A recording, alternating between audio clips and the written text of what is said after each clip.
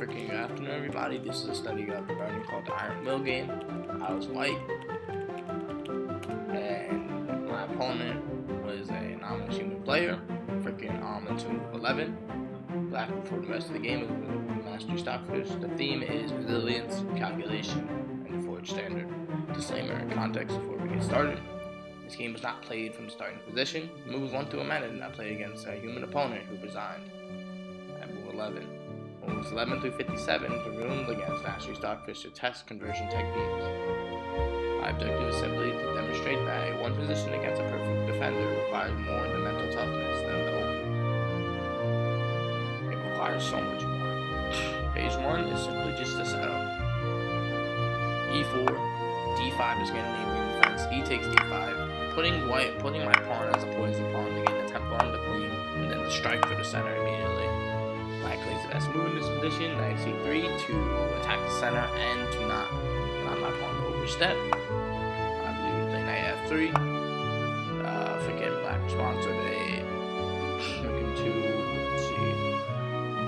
So obviously bishop to g4 from my perspective. I respond to h3, and I immediately have one dictating point from this game. I say I do not want to draw, I want to win. Why? Because I immediately push this pawn to chain these pawns together. This bishop guards this pawn, this rook guards this pawn, and it gains another tempo on the bishop. Obviously the queen is the scope of this diagonal, but everything is still defended. There's only squint. So this diagonal is completely defended, by the way. If you did not notice, let's continue. My opponent plays bishop to g6. I immediately fiend shadow my bishop up to g2. Immediately he goes queen to e6 check, which I just simply put my knight on the outpost, saying I'm going to take all these squares away from you. Immediately black tries to add another defender to attack another attacker to this knight. I immediately shove my pawn immediately into the center, which also knows the bishop defends, and I can end this pawn. If the knight takes, this pawn's going to be hanging, and this queen eventually may get traded off. I immediately allow black to take, and I take away from the center here. Why do I capture here instead of here? Many beginning principles you would say to capture this way, but ultimately look at the problem now. You need to capture the other way so you can stop the king from castling and give a free cut file for your queen. Everything is still technically defended because the bishops are playing more of a passive role but have way more scope. Black Usher bishop playing more defensive role, guarding this important pawn. This guard pawn to this pawn, this square, this scope. Everything's defending one another right now. Now, immediately after move 11, my opponent resigns. Why? I really don't know. So I know I have an advantage, but this is where we transition to Stockfish. 11 to 57. This is Master Stockfish. Immediately I offer a queen trade. Simply going for an exchange like this, which if you calculate it right, immediately Stockfish tries to take a lot more squares in space. I say, okay, if you want to put your main piece on the board and take my file, okay, let's trade queens. I move my knight backwards to guard my bishop. Now also, pay attention, this pawn is hanging. And also pay attention that this pawn is hanging. So immediately he takes the free piece. I take the free piece on h7. Stockfish did the c2. Immediately Stockfish goes here to take all these diagonal squares away from my bishop, and to continue to stop my king from castling if my bishop develops. I mean, they go knight to 3c to attack the bishop. I immediately put my bishop here to centralize it and to attack this pawn. Stockfish simply counterattacks my bishop. I move my bishop back and make this weird little fortress with my king and bishops, and the bishop pair and the pawns connected and the rook. Now immediately Stockfish takes my hanging pawn. I immediately castle. Stockfish trades double pawns. I immediately attack the rook. Stockfish moves back, and I immediately sacrifice my dark square bishop. Why? Because it's the most passive piece in the game right now, and it's saying I can take away one here. Stockfish's keys fighters. I'm going to do it, no hesitation. Now there's double isolated. Now there's a backwards pawn and a pawn that could potentially be isolated, and this a pawn is completely open to potentially become passed soon. Maybe they go rook to b1. Stockfish goes immediately to d5. This point right here, let's go d9 to 15. Now let's go here. Where am I at? Move 15. The question is to go back before we go and explain the most important move of the game, or why I was able to convert this, was why bishop takes b7 is risky. Pay attention and look at these squares. And pay attention to what role my bishop is having in guarding this pawn. It's risky because it grabs material on a free pawn and also damages black pawn structure. However, it leads directly to the rook taking the b file and attacking this pawn once I leave this pawn undefended, which I already noticed was hanging. Let's go back to move 23. I immediately put the king in check into an in-between move. Even now, and even since phase 2 of move, let's even go move 18 to 24, which is we call the hero moves. The goal was when under fire, do not retreat, counterattack. If you're gonna take fight fire or fire, especially when you have such a endgame advantage. If I'm able to convert this correctly, pieces are way more coordinated. Stockfish bishop, freaking pieces are very active, very passive, and there's a forcing of double pawns, either to make these squares very weak, potentially, or to make, or they're simply opening the position. And now let's go back to move 22. Playing rook to freaking b1. Me realizing that this piece is gonna be the main fight for Stockfish. Why? Because this pawn's hanging. Freaking, even though almost all my pieces are light squares, the material complex is still gonna make things more complicated. So I immediately say, okay, if you want to go ahead and attack my only hanging piece, and I'm willing to give up a full rook to create, what's called isolated pawns, and for my knight to sit on the top of these pawns in the future for them never allowed to pass. Not right away because the light square bishop is in such a perfect spot, but for the future. Immediately I play rook to b1, rook to b freaking rook to e freaking takes the e file. I immediately go here, king to f2 to stop the rook from invading on the 6th, 7th, or 8th rank, and to guard the bishop. And the bishop continues to defend these pawns. The doctor bishop is off the board, so this pawn is completely okay for now. Even now, let's go. Stockfish goes immediately f5 to see if he's willing. She's trying to undouble his pawns and to simply get a pawn majority on this side of the board. If I were to take like this, I'm going to lose. Why? Because it's double pawns, and even though these are double pawns, it's gonna make the game so much more complicated. So I immediately decline the trade. I say absolutely not, and I simply say, hey, if you want to take me, come take me. Why? I got my bishop defending, and I can simply trade off the bishops, and then I can potentially put my rook here, potentially put my knight here. Things become less complicated and more convertible.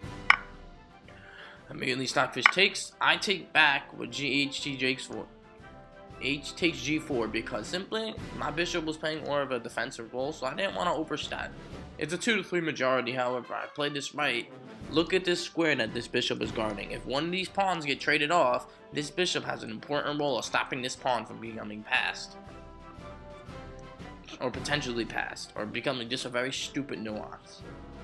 Immediately Stockfish goes f5. I decline the trade of trading the pawns. Why? Because now the bishop already gets the X-ray of this. Already gets its a discovering controlling of the square of freaking h5 to stop this potential pawn from passing. This pawn is still passed. The rook covered this entire file, and the knight is slowly going to be able to invade and harass this bishop. Immediately Stockfish goes h6. I decide to trade then. Why? Because it's the same exact problem. If this pawn pushes, let's give Stockfish a move from me. Let's say I go here, right? And Stockfish pushes, it's just that. And the rook has to move. You see the problem? That's the issue.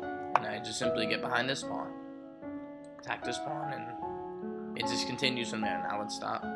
We can do more. I immediately What's it called? I immediately, Stockfish takes, I push my pawn, I force a trade of Stockfish's last minor piece. So now it's a 3 isolated pawns against 1 pawn, but I have a rook and a knight. So I immediately trade, and then what's it called? Stockfish eliminates the A-pawn threat, but now my knight's in the game and my rook is defended, which means absolute chaos. Now all my goal is to,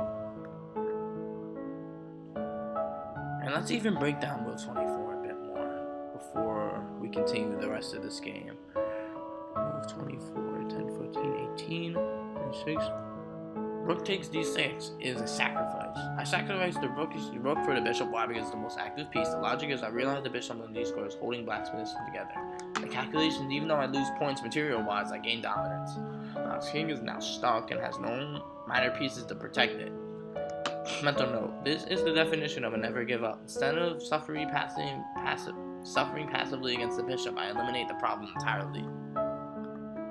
Now to even move on from even to go back, this is just simply tactical endgame principles.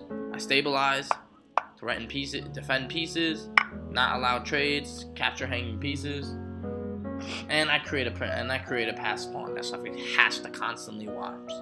But you see, as I eventually exploit and force the trade off, Stockfish does the same exact thing that I was doing, but I had the ability to take the pawn for 3. Stockfish had to trade the bishop. As I continue to go back to move 31, disgusting move to move 31 is simple.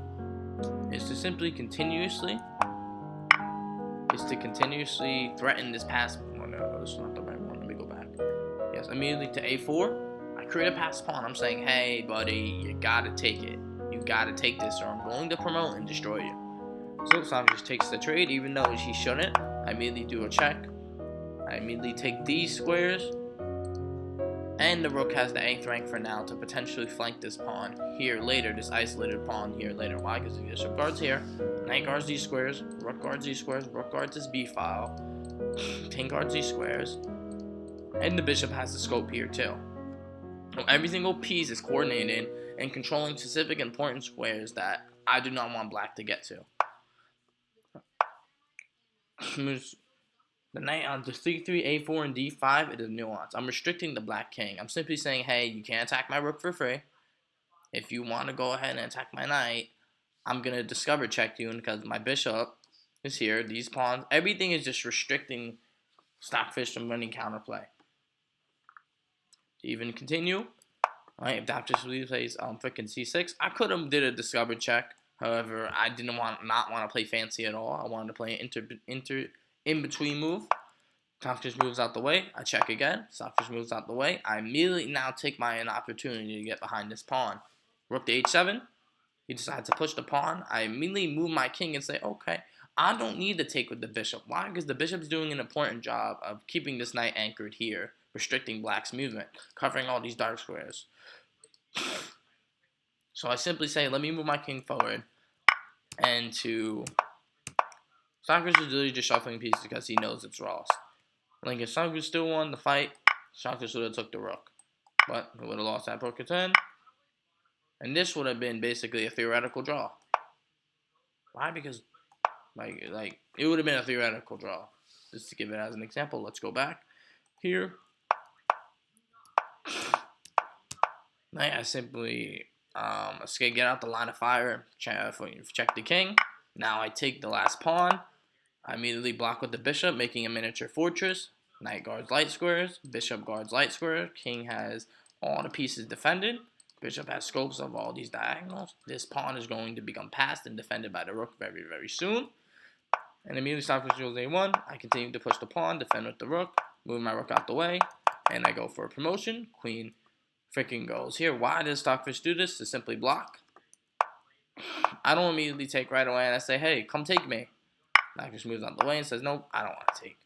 I check, and then checkmate.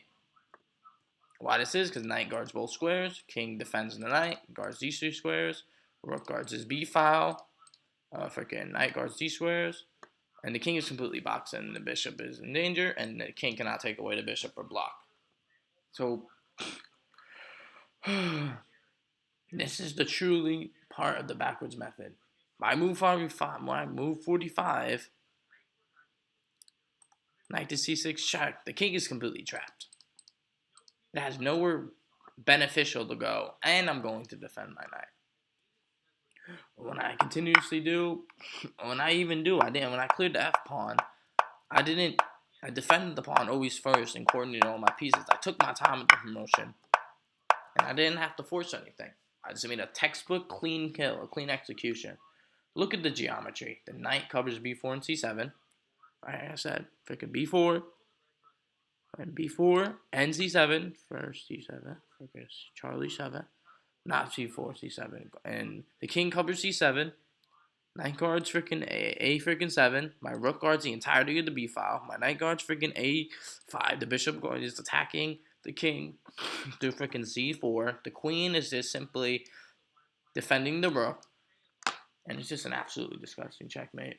The bishop ends the final blow. The checkmate only happened because I kept my active pieces for the last 20 moves. This is why we never give up. Move 18, we lost b2 pawn, we didn't panic. Move 20 more, we were untrusted us, sacrificed the rook for the initiative and their eventual convertible endgame. Move 57, we won because I refused to take the draw. Move very far away as moves ago. The challenges I want to encourage you with is to go back to move 22. 15, 16, 17, 18, 19, 20, 21, 2. Rook to takes b1. Move freaking. Nope, this is the wrong one.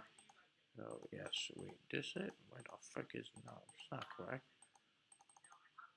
No way, my thing just crashed. Immediately go to move 22, and right before rook takes d6, try to beat the engine without taking that bishop. You're going to lose every single game, in my personal opinion. So, I apologize. Have a good rest of the video.